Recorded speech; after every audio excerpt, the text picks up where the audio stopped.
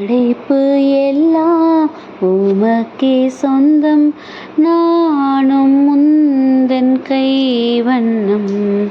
கோயில்கள் பாடும் கிளிகள் பேசும், என் வாழ்வு இசைக்கும் ஒன்றாகமே. கோயில்கள் பாடும் கிளிகள் பேசும், என் வாழ்வு இசைக்கும் ஒன்றாகமே. இயற்கை உனது ஓவியம், இணையில்லாத காவியம். இயற்கை உனது ஓவியம், இணையில்லாத காவியம். அகிலம் என்னும் ஆலயம், நானும் அதிலோராகமம். உள்ளம் எந்தன் உள்ளம், அது எந்நாளும் உன்னில்லமே. உள்ளம் எந்தன் உள்ளம், அது எந்நாளும் உன்னில்லமே. படைப்பு எல்லாம் உமக்கே சொந்தம், நானும் முந்தன் கைவண்ணம்.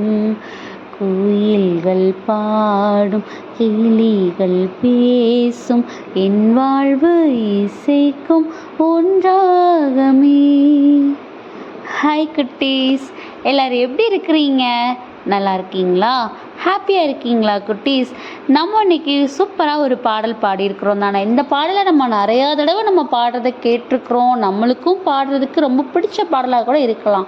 ஆனால் இதை ஒரு தடவையும் பாடும்போதும் இந்த பாடலுடைய அர்த்தம் நமக்கு ஒரு விதமாக இருக்கும் குட்டீஸ்.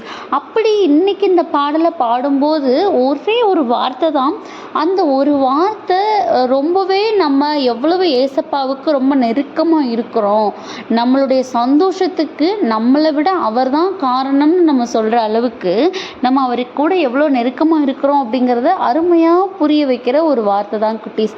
அது என்ன அப்படின்னா, நானும் உந்தன் கைவண்ணம்னு ஒரு வார்த்தை வருது, பார்த்துருக்கீங்களா? அவங்களுக்கு புரியுதா குட்டீஸ்? அப்படின்னா என்னென்னா இப்போ நீங்கள் ஒரு பொருளை இப்போ நீங்கள் உருவாக்குறீங்கன்னு வச்சுக்கோங்க.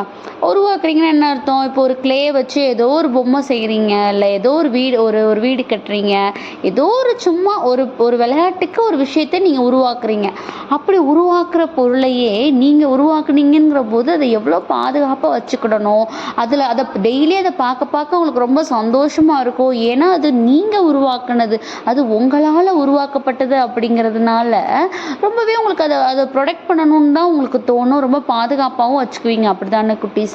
அதே மாதிரி தான் நம்ம எல்லாரும் யாருடைய கையிலிருந்து உருவாக்கியிருக்கிறோமா? நம்ம ஏசப்பாவுடைய கையிலேருந்து உருவாக்கியிருக்கிறோம். உண்மையிலே இப்போ நம்ம இந்த உலகத்தில் பார்க்குற எல்லாமே அவர் உருவாக்குனது தான். அப்படி இருக்கிற ஒவ்வொன்றையும் விட ரொம்ப ஸ்பெஷலாகவே உருவாக்குனது யாரை? நம்மளை மனிதர்களை தான் ரொம்ப ஸ்பெஷலாக உருவாக்குனாங்க. அப்போ நானும் முந்தன் கைவண்ணம்ங்கிற அந்த வார்த்தை நம்ம இந்த உலகத்தில் வாழ்கிறதுக்கு நமக்கு தேவையானது குறிச்சோ, இல்லை நமக்கு நடக்க போகிறத குறிச்சோ, இல்லை நம்ம எதிர்பார்த்துருக்கிறத குறிச்சோ கவலைப்படுறதுனால என்ன ஆகிட போகிறது குட்டீஸ்? அவர் உருவாக்கியிருக்காரு. நம்ம அவருடைய கையிலேருந்து உருவாகியிருக்கோங்கிறத நம்ம நம்புகிறோம். அப்படின்னா அவருடைய கரங்களில் நம்ம இருக்கும்போது நம்ம போகிற பாதையை குறித்து நம்ம எதுக்கு கவலைப்படணும்? அவர் நம்மளை தூக்கிட்டு போகிறாரு. அவருடைய பாதங்களுக்கு தெரியும் எந்த இடத்துல தீங்கு வரும், எந்த இடத்துல இருந்து நம்மளை பாதுகாக்கணும். அப்போது நம்ம எவ்வளோ தூரம் சேஃப் அவர் கைகளுக்குள்ள இருக்கிறோம் அப்படிங்கிறத நம்மளால உணர முடியுதா குட்டீஸ்? அதை தான் இதனால ஏசப்பா சொல்றாங்க. வெளிப்படுத்தின சுவிசேஷம், இதை திருவெளிப்பாடுன்னு சொல்லுவாங்க. 3:10 சோதனை காலத்திற்கு தப்பும்படி நானும் உன்னை காப்பேன்னு சொல்றாங்க. சோதனை காலத்திற்கு தப்பும்படி நானும் உன்னை காப்பேன். எவ்வளோ ஒரு உண்மையாக நம்ம வாழ்க்கையில் இப்போ நடந்துட்டுருக்கிற விஷயம் குட்டீஸ். ஆனால் நம்ம தான் இந்த மாதிரி சூழ்நிலைகளில் நம்ம கடந்துலாம் வந்துடுவோம். அதில் நிறைய நிறைவான முடிவுகளும் கடந்து வந்துடுவோம். ஆனால் வந்ததுக்கப்புறம் திரும்ப ஏதாவது ஒரு பிரச்சனை வரும்போது திரும்பியும் நம்ம என்ன பண்ணுவோம்? பழையபடிக்கு நம்ம பயப்படுவோம், சோர்ந்து போவோம், கண்ணீர் வடிப்போம், கவலைப்படுவோம், ஏசப்பாக்கு 4 திட்டுவோம். இது எல்லாமே நடக்கும். ஆனால் இந்த நாளில் என்ன சொல்கிறாங்க? நீ என்னுடைய கரத்திலிருந்து உருவாக்கியிருக்கிற என்னுடைய கைவண்ணம், நீ நான் தான் உன்னை உருவாக்கியிருக்கேன். உங்களுக்கே தெரியும், நம்ம யாருமே ஒரே டிசைன் கிடையாது. எல்லாருக்கும் ஒரு ஒரு நேச்சர் இருக்குது. எல்லாரும் ஒரு ஒரு விதத்தில் ஸ்பெஷலாக இருப்பாங்க. அப்போது நம்ம ஒரு ஒரு விதத்தில் ஸ்பெஷல். அது எப்படி நம்ம டீல் பண்ணணும்னு அவர் தான் நம்மளை உருவாக்கியிருக்காரு. அவருடைய கைவண்ணம் தான் நம்ம எல்லாமே. அப்படி இருக்கும்போது நீ போகிற பாதையை குறித்து எதுக்கு கவலைப்படுற?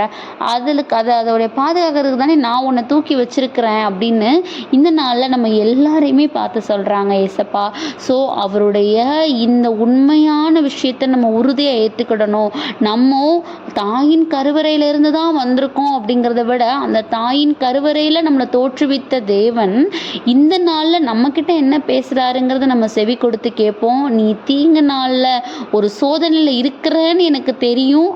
அந்த நாளில் நான் கண்டிப்பாக உன்னோட இருக்கிறேங்கிறத நீ எப்போ உணர்ந்துக்கிறியோ அதுலேருந்து நான் எப்படி உன்னை வெளியில் கொண்டுட்டு வரேங்கிறதையும் உன்னால் புரிஞ்சுக்க முடியும், உன்னால் உணர முடியும்னு நம்மளை பார்த்து சொல்கிறாங்க. ஸோ அவர் நம்ம கூட இருக்கிறதா செய்கிறாங்க. நம்ம தான் அவருடைய ப்ரெசன்ஸை உணராமல் நம்மளுடைய கவலைகளால் அவருடைய ப்ரெசன்ஸை ஃபுல்லாக மூடி மறைச்சிட்ருக்குறோம். ஸோ இதனால் அதை நம்ம உணர்வோம். அவருடைய பிள்ளைகளாக நம்ம எவ்வளோ நெருக்கமாக இருக்கிறோம். நம்மளுடைய தகப்பன் நம்மளை பார்த்து கவலைப்படாதுன்னு சொல்லும்போது நம்ம எதுக்காக கவலைப்படணும் அப்படிங்கிறத நம்மளுக்குள்ளேயே சொல்லிக்குவோம். நிறைவான ஆசீர்வாதங்களை நமக்கு பெற்றுக் கொடுப்பாரு. ஸோ அதுக்காக ஏசப்பட்ட ப்ரேயர் பண்ணுவோமா? அன்பான ஆண்டவர், இந்த நேரத்திற்காக நன்றியப்பா தகப்பன். இந்த நேரத்துலையும் கூட நாங்கள் உங்களுடைய கைவண்ணம்னு நீங்கள் எங்களுக்கு சொல்லியிருக்கிறீங்க. இதை புரியாமல் நாங்கள் நிறைய நாள் எங்களுடைய கண்ணீரை நாங்கள் வேஸ்ட் பண்ணிட்டோம் டாடி. உங்களுடைய கரங்களில் எங்களை ஒப்பு கொடுத்துருக்குறோம். நீங்கள் பார்த்துக்குவீங்க, நீங்கள் எங்களுக்காக செயல்படுவீங்க, நீங்கள் எங்களுடைய எல்லா காரியங்களையும் எடுத்து நடத்துவீங்க. கண்டிப்பாக எதுக்கும் நாங்கள் கவலைப்படாமல் உம்முடைய பிள்ளையாக இருக்கிறதுக்கு எங்களுக்கு இருதயத்தை கொடுங்க. ஆமீன்.